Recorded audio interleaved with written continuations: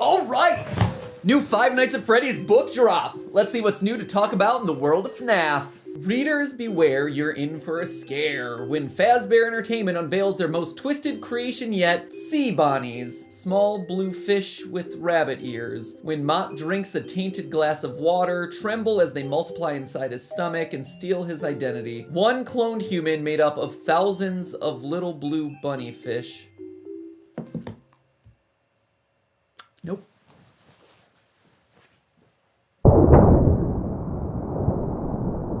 Hello, Internet! Welcome to Game Theory, the show that asks, have you signed my petition to make me the host of Jeopardy yet? I just need about 80,000 more signatures to get to our goal. And whether or not you know or even care what Jeopardy is, just know that your signature on that petition is a way to help support me getting to live out a childhood dream of mine, while also just a huge vote of support to all of your favorite digital creators who often get overlooked and tossed aside by mainstream media. As a great example of that, our petition, when it crossed 200,000 signatures in a week, got covered by one blog. Huge shout out to Newsweek, thank you for recognizing a digital creator's value in the world. Meanwhile, an older school celebrity whose petition took nearly a year to get to the same place got tons of articles all over the place. Just saying, iniquity in this space, it's a real thing. Anyway, it's not like I'm gonna be leaving the channels or anything like that, if anything were to come of this. So if you have any questions, those are all answered down in the description along with the link so you can go and sign it. Push me over the goal. I just love to show the world yet again why this community and why digital creators as a whole are worthy of attention and respect. I know you guys are. I'm fighting on all of our behalves, and I'm gonna keep shoving it down people's throats until they start to listen.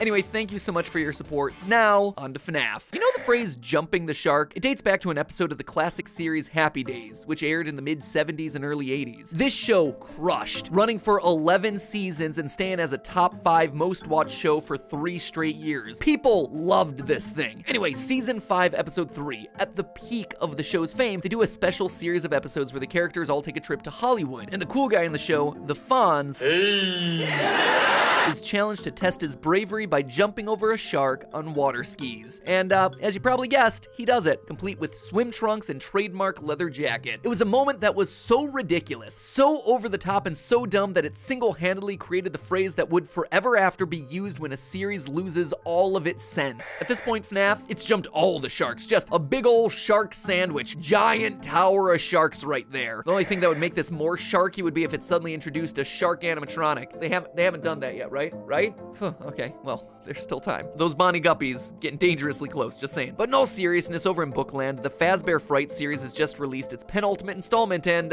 it's weird. Tiny rabbit guppies that steal your identity. A pink substance called Fazgoo that hunts you down and steals your identity. Animatronics that body swap you in order to steal your identity.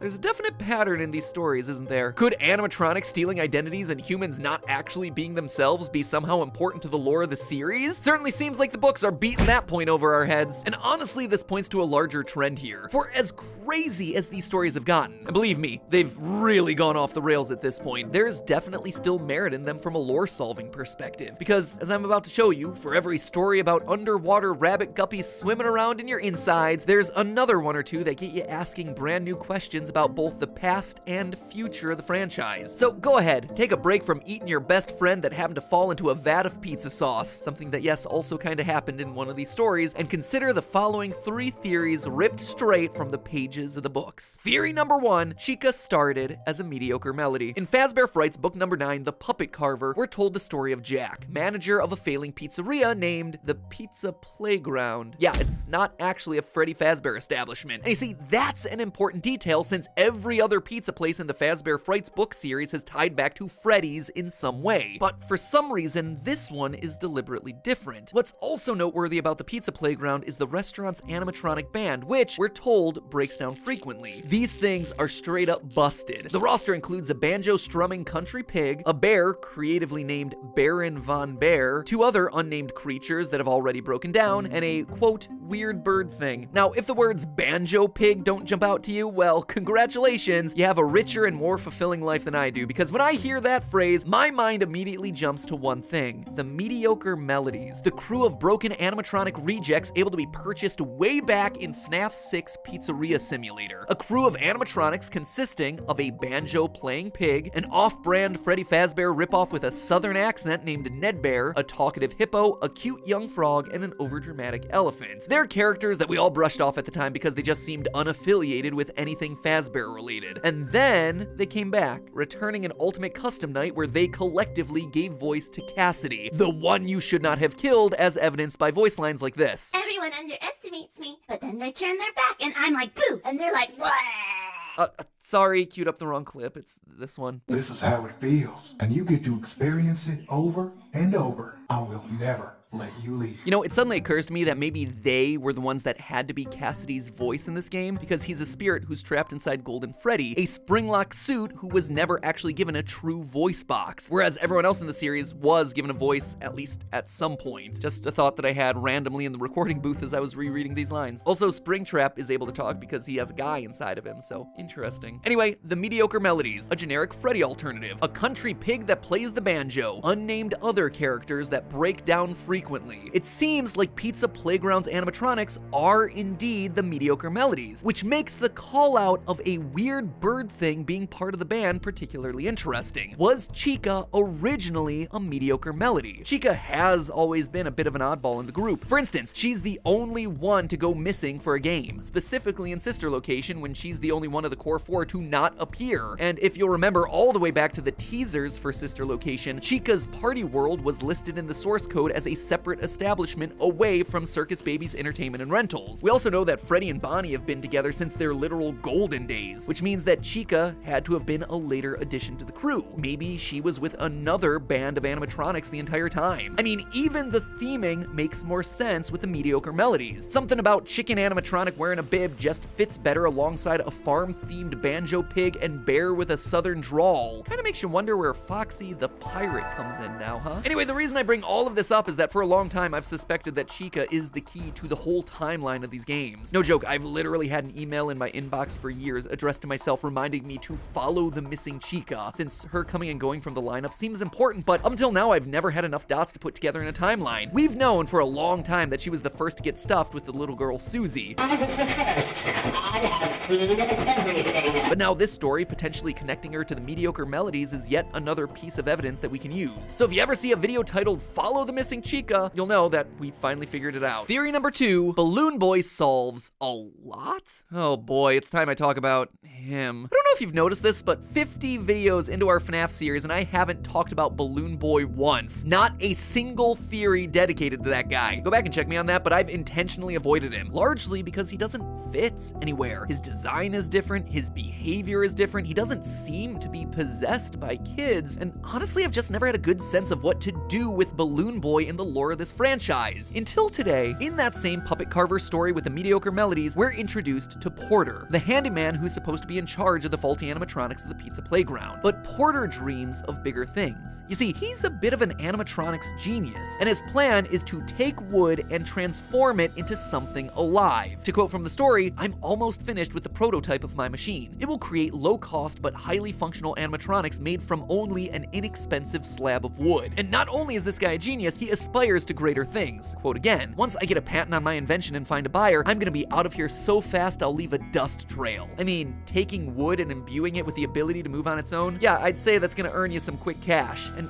here's the thing, it works. In the story, we see Porter turn a log into an actual moving character, no remnant or Fazgoo required. He flips a switch on its back and it just comes to life. They describe it as resembling the drawing models from high school art class, but specifically call out that were you to put the figure in a fuzzy suit, it would resemble a bunny or a fox or a bear, and you'd have a low-cost animatronic. In short, it feels like this story gives us a lot. First, reading the story felt like reading Henry's origin, a brilliant creator and animatronic inventor just looking for a buyer to partner up with to launch his career, a buyer maybe named William Afton? Seems to me that Henry was a college engineer with a great idea, and his earliest experiments were in the form of these living wooden dolls. This, in turn, explains both Balloon Boy and the mini-renas. Remember, the book described his wooden puppets as resembling the drawing models from high school art class, which, if you're not familiar, are these guys. That is why we have so many living dolls wandering around these pizzerias that don't seem to have spirits inside of them, only able to say basic words like, Hi. Hello. in short, Balloon Boy isn't an animatronic, or at least not in the way that we all consider animatronics, as, you know, living robots with dead children's souls trapped in them, infused with remnant, all that good stuff. Taking it one step further, this might even have timeline implications. Wooden dolls appear in pretty much all the games currently thought to be the earliest in the timeline. FNAF 2, of course, with Balloon Boy, but also very heavily in Sister Location. On the main console, there's a marionette named Little Joe, a doll named the Magician, a gypsy figurine, and a series of human heads. Ennard's Mask, Music Man, the mini-renas, Baby, Ballora, even the puppet's face all seem to stem from this era of Henry's creations. It seems to me that the wooden dolls and marionettes were all designed as he was trying to develop the look and feel of the Funtime animatronics, leading up to the eventual opening and immediate closure of Circus Baby's Pizza World. As a reminder, Baby's Pizza World has never actually appeared in a game. Rather, we know that it exists based on hidden website text, and that it was closed down due to a quote-unquote gas leak, which is just PR speak for Afton's daughter getting nabbed by Baby, and the characters got retired down into the basement, which would eventually become Circus Baby's Entertainment and Rentals. The only game that happens earlier than these two is currently FNAF 4, and wouldn't you know it, that's also the only one without a Balloon Boy appearance, or rather a questionably canon appearance since Nightmare Balloon Boy was in it briefly as part of the Halloween update. Long story short, perhaps the appearance of Balloon Boy and the other wooden clown-faced characters marks the start of William and Henry's partnership. I know a lot of people tend not to believe me when I say that a lot of evidence points to Sister Location happening early in the timeline, but I think all of this is yet more fuel to that fire. And while we're on the subject of William, theory number 3, William Afton is a stepfather. At the beginning of this theory, I made the observation that a huge number of Fazbear Fright stories have a theme of identities being stolen. At this point, it feels like it appears once in every book. The other massive theme that keeps recurring in these tales are single-parent households, dads abandoning the family and just straight-up bad dads. Lots and lots of bad fathers. Up through the 8th book, 12 of 24 stories feature a single-parent home. Just to run through some quick examples, in the book Step Closer, there are 2 stories that have a dad up and leave the family. 1:35 a.m. is about a foster child that had an abusive foster dad. The New Kid, another abusive dad who left. The Cliffs is about a single dad losing his son. Breaking Wheel has the character Reed, who has a single dad who's, quote, trying his best. And in the short story What We Found, which is basically just a retelling of FNAF 3, Hudson loses his father when he takes his own life on account of mental illness, only to wind up with Lewis, yet another abusive stepfather. To me, this is not a coincidence. It's the books yet again trying to point our attention to a common theme in the game, that Afton may not be the father that we've assumed he was this entire time. At this point, we're fairly certain that the orange guy from the FNAF 6 minigame Midnight Motorist is Purple Guy, who is also William Afton, and we see that he's far from a caring and compassionate father, banging on doors, yelling at his son, making threats. Shock of all shocks, a guy who moonlights by kidnapping kids and running experiments on their remnant soul juice isn't a father you want to go into the backyard and play catch with. Whoa, who would have saw that one coming? But the fact is, the books seem to be alluding to another layer in this, that he isn't actually Crying Child or Elizabeth's biological father. It would explain why Baby in both the Silver Eyes trilogy and Fazbear Frights feels a cold distance from her dad. Not just that he's lost in his work, but that he's not interested in her outside of what she can do for his experiments. That might be why he actually prefers Henry's daughter to his own. It might also explain Afton's relationship with the Crying Child, how we've suspected for a while that Afton might have been running experiments on him, torturing him with animatronics and supervising him with surveillance cameras from his underground office. Taking it one step further, remember that story of Hudson whose dad took his own life? Well, Henry in both Silver Eyes and FNAF World is shown to take his own life. And Hudson in the Fazbear Fright story is a very clear parallel for Michael Afton. So could Michael Afton have started as Henry's son, only to wind up as William's stepson? Think back to the Sister Location cartoons. Clara, the baby isn't mine. An undying vampire in purple repeatedly saying, "He's not my son," in between every night of that game. I mean, it is a big swing when it comes to theories, but I think there's at least some interesting parallels there to consider. Supporting this, we've also yet to see any adult females in the Afton household. Now, I've speculated that Ballora's song is about a wife leaving her husband when he can't escape his own grief, but who knows? That song could be related to Henry's grief at the loss of his daughter Charlie. In the original novels, we're shown that Charlie dies, and that Henry loses his mind with grief, leading him to eventually take his own life. What if the line about an empty tomb isn't William's sadness, but rather a song about Henry's? And that in the aftermath aftermath of his death, his kids go to William, his partner. Oh yeah, speaking of Charlie, did you know that the puppet's name officially was Coils the Clown for a while? It's true. In the story Jump for Tickets, we're introduced to a character named Coils the Clown who, quote, has a lanky body with lemon and lime stripes. It has long arms, 3 fingers, and a face that looks like a crescent moon that turns upside down when it's sad. And just like the security puppet in the game, Coils the Clown is canonically responsible for roaming around the restaurant looking for intruders and gets sad when a child dies accidentally on his watch. Again, like everything with all the books, there's definitely some changes that have been made, but the thought of the puppet having an actual name and that name being funny like Coils the Clown made me pretty happy, even though it was a small thing. So there you have it, friends. 3 more theories to chew on down in the comments below and on the Game Theorist subreddit. You can bet that I will be reading all of your thoughts, so make sure you keep them coming. I don't know if any of these will lead to massive lore revelations, but hey, they were things that I thought were at least worthy of calling out and thinking about. And all of this is without even mentioning the stuff that's happening around Security Breach. I mean, have you seen the new images coming out of their secret website? It's pretty terrifying stuff. Still early days to be sure over there, which is why I didn't want to comment on any of that yet, but you can bet that we're starting to get close to the actual release of a game in this game franchise. FNAF season is upon us yet again, and finally I'll have a game to talk about rather than more books. So stay safe and watch out for any misfiring animatronics tied to security databases. In the meantime, remember, it's all just a theory. A game theory. Thanks for watching. You know, we joke about it a lot on the channels, but FNAF really has taken over my life. I mean, if I'm not gonna scour all 10 Fazbear Frights books for lore the second they're released, then who's gonna? Recently, though, I've been trying to broaden my horizons by consuming content that isn't FNAF related. I know, shock of all shocks. I'm actually dipping my toe into the world of modern independent cinema. You know, things like Willy's Wonderland, the Banana Splits movie. Oh, shoot. Well, Haunted Pizzeria inspired or not, today's sponsor, NordVPN, is here to connect you with your favorite content from around the world. Nord is the trusted online security solution used by hundreds of thousands of internet users worldwide, including myself, in order to keep their online info safe behind a wall of next-generation encryption. So if your open tabs look anything like mine,